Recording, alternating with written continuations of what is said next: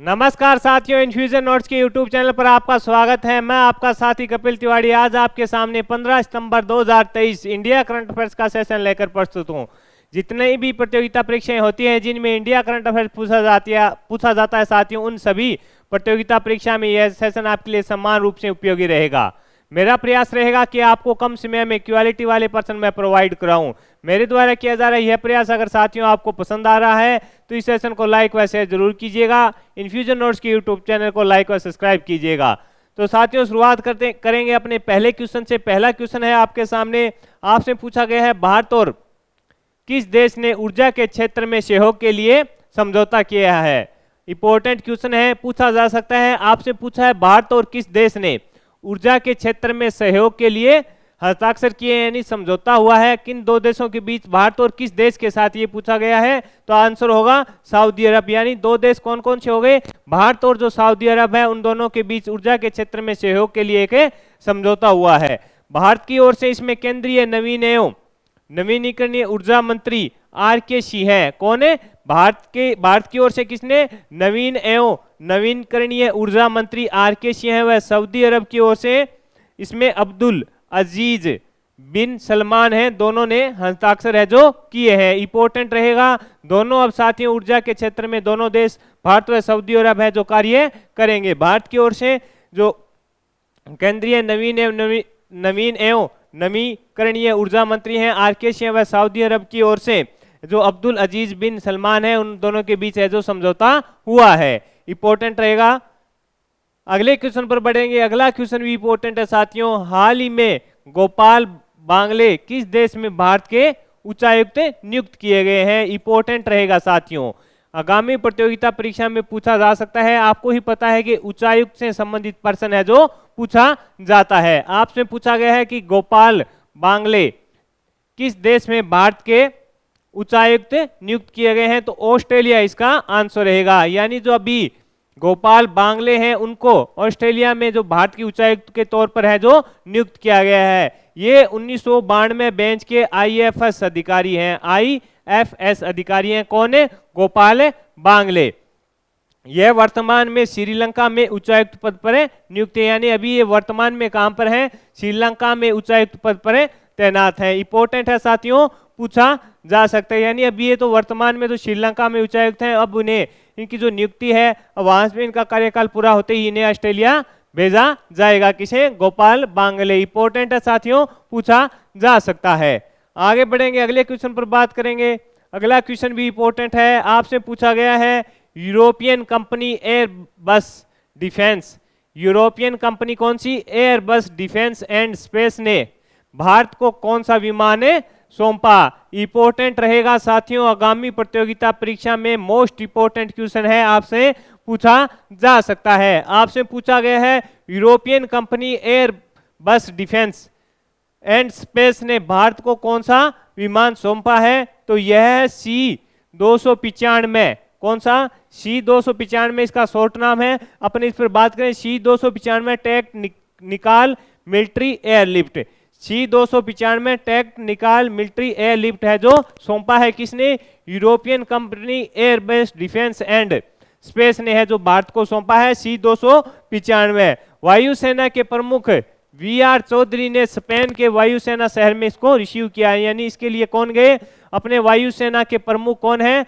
VR. Chaudhary हैं, उन्होंने Spain से है जो इसको रिसीव किया है। इंपॉर्टेंट रहेगा साथियों, C-295 आपको नाम है याद रखना है। आगे बढ़ेंगे, अगले क्वेश्चन पर बात करेंगे। अगला क्वेश्चन आपसे पूछा गया है, हाल ही में केंद्रीय शिक्षा मंत्री धर्मेंद्र प्रधान ने कहां पर विद्या समीक्षा केंद्र का उद्घाटन किया है। लगा लो स्टार साथियों, लिख लो, छपेगा।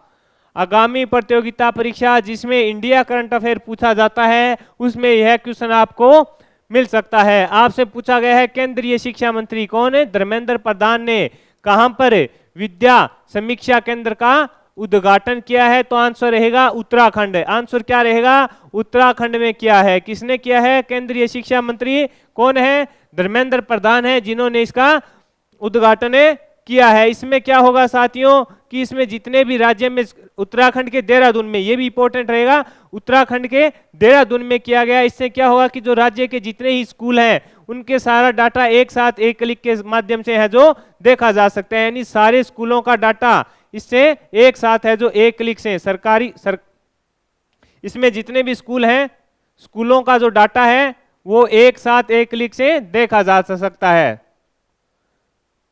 डाटा एक क्लिक से आपको मिल जाएगा, यानी कौन से स्कूल में क्या प्रोग्राम चल रहा है, किस प्रकार से उसका स्टाफ है और किस प्रकार की जो पढ़ाई प्रक्रिया है वो हो रही है, इसकी सारी जानकारी एक डाटा क्लिक से मिल जाएगी। किससे?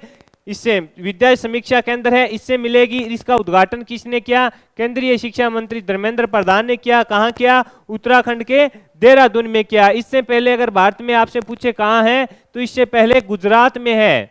ये भी इंपॉर्टेंट है साथियों, गुजरात में है। गुजरात प्रथम राज्य है और ये उत्तराखंड है, ये सेकंड राज्य बना है विद्या समीक्षा केंद्र के मामले में, इंपॉर्टेंट रहेगा।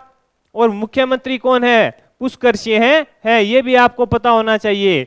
उत्तराखंड के वर्तमान मुख्यमंत्री कौन है? पुष्कर सिंह धामी। कौन है? पुष्कर सिंह धामी। ये क्वेश्चन इंपॉर्टेंट है साथियों, पूछा जा सकता है। पुष्कर सिंह धामी है जो वर्तमान में मुख्यमंत्री है उत्तराखंड के, दूसरा राज्य बना है। आगे बढ़ेंगे। किस देश में डेनियल तूफान की वजह से तबाही मच गई, यानी किस देश में? वर्ल्ड करंट अफेयर का प्रश्न है साथियों, पूछा जा सकता है। आपसे पूछा गया है कि किस देश में डेनियल तूफान की वजह से है जो तबाही मच गई, तो लीबिया नाम का देश है, अफ्रीकी में, अफ्रीकी देश है ये लीबिया। कौन सा देश है? एक अफ्रीकी देश है साथियों, ये भी अपने को पता होना चाहिए। कौन सा देश है? अफ्रीकी देश है। इसमें क्या है? तूफान की वजह से वाडी डरना नदी के डैम टूट गए, यानी इसकी इतना तेज तूफान था, जो वहां की एक नदी है उसका नाम क्या है? वाडी डरना नदी है, उसके डैम है जो टूट गए। करीब 5,000 लोगों की इससे मौत हो गई। कि इससे जो वहां की नदी है, कौन सी? वाडी डरना नदी है, उसके डैम टूट गए। और करीब बताया जा रहा है साथियों, जो सेशन में आपके साथ शेयर कर रहा हूं तब तक के आंकड़े हैं कि 5 से 6,000 लोगों की है जो मौत हो चुकी है। काफी खतरनाक ये तूफान आया था साथियों। आगे बढ़ेंगे, अगले क्वेश्चन पर बात करेंगे। अगला क्वेश्चन है आपके सामने, हाल ही में किस राज्य में कलेगनार, मंगलियर, उरमई, थोगाई, थीटम योजना की घोषणा की गई है? तो तमिलनाडु में की गई है, इंपॉर्टेंट है, पूछा जा सकता है। किस राज्य में कलेगनार, मंगलियर, उरीमई, थोगाई, थीटम योजना की घोषणा की गई? उरमई, कलेगनार, मंगलियर, उरीमई, थोगाई, थीटम योजना की घोषणा है जो तमिलनाडु में की गई। इसमें क्या होगा कि इसमें 1.6 करोड़ जो पात्र महिलाएं हैं, जो परिवार की मुखिया हैं साथियों, उनको प्रत्येक माह है जो 1,000 रुपए दिए जाएंगे। कितने रुपए दिए जाएंगे? 1,000 रुपए दिए जाएंगे। जो पात्र महिला हैं, करीब उनकी संख्या 1.6 करोड़ बताई जा रही है, जो परिवार की महिला मुखिया हैं उनको 1,000 रुपए है जो दिए जाएंगे। जो मुख्यमंत्री हैं वर्तमान में एम.के. स्टालिन इसकी घोषणा की है, जो वर्तमान में मुख्यमंत्री हैं तमिलनाडु के, कौन है? एम.के. स्टालिन है, इन्होंने इसकी है जो घोषणा की है।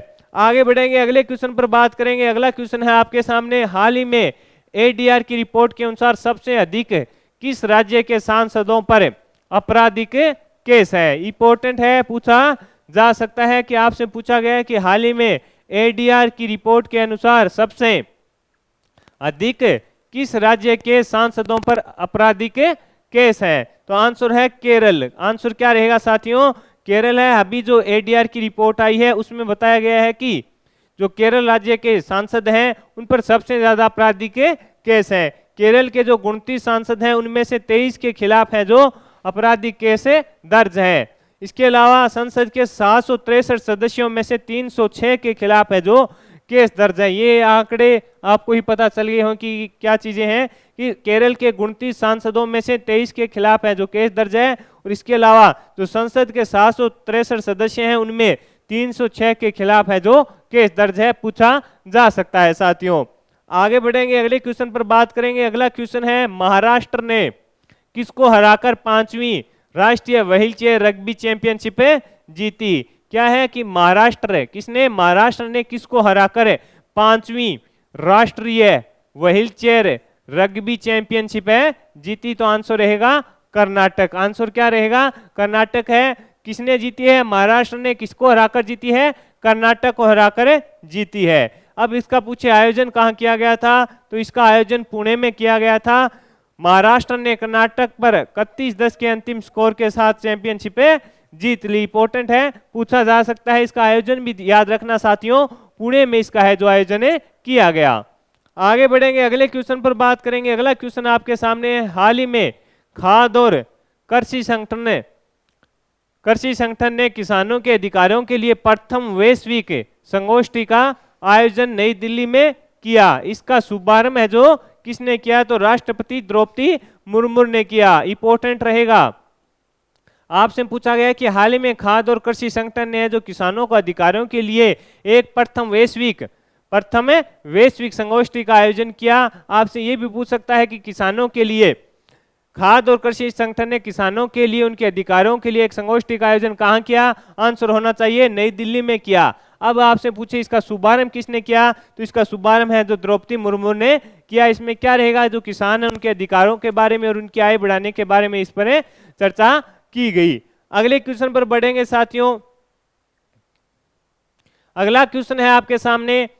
हाल ही में आपसे पूछा गया, हाल ही में निपाह वायरस से मौत के बाद कहां पर अलर्ट जारी कर दिया गया? तो केरल राज्य में साथियों अलर्ट है जो जारी कर दिया गया। किसमें? निपाह वायरस के कारण है। इस वायरस की शुरुआत है जो 1998 में हुई, यानी इस वायरस की शुरुआत है जो 1998 में मलेशिया के निपाह स्थान से हुई थी साथियों। मलेशिया के निपाह नामक स्थान से हुई थी। मलेशिया के निपाह नामक स्थान से हुई थी और उसके बाद इसका नाम है जो निपाह कर दिया गया।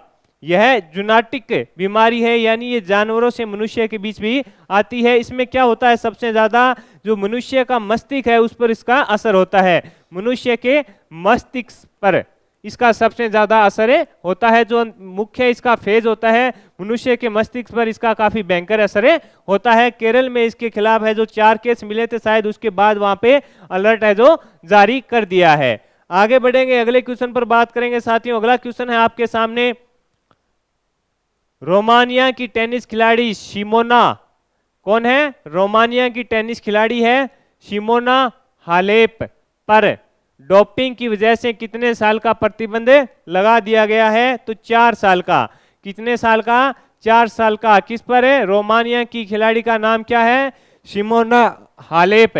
खिलाड़ी का नाम क्या है? सिमोना हालेप है। उनके ऊपर है जो प्रतिबंध 4 साल का अब लगा दिया गया है। ये पूर्व में 1 नंबर खिलाड़ी भी रह चुकी है और 2 ग्रैंड स्लैम खिताब की विजेता भी है, यानी ये अपने करियर में सर्वश्रेष्ठ फर्स्ट रैंकिंग भी प्राप्त कर चुकी है और 2 बार ग्रैंड स्लैम खिताब भी जीत चुकी है। इंपॉर्टेंट है साथियों, पूछा जा सकता है। तो साथियों ये 15 सितंबर 2023 इंडिया करंट अफेयर का सेशन था। इससे जुड़े जो महत्वपूर्ण तथ्य थे प्रश्नों के वो भी मैंने आपके साथ शेयर किए और कौन सा प्रश्न किस प्रकार से पूछा जा सकता है उसकी जानकारी मैंने आपके साथ शेयर की। मेरे द्वारा प्रयास रहता है कि आपको कम समय में क्वालिटी वाले क्वेश्चन मैं प्रोवाइड कराऊं। मेरे द्वारा किया जा रहा यह प्रयास अगर साथियों आपको पसंद आ रहा है तो इस सेशन को लाइक व शेयर जरूर कीजिएगा। इन्फ्यूजन नोट्स के यूट्यूब चैनल को लाइक व सब्सक्राइब कीजिएगा। धन्यवाद।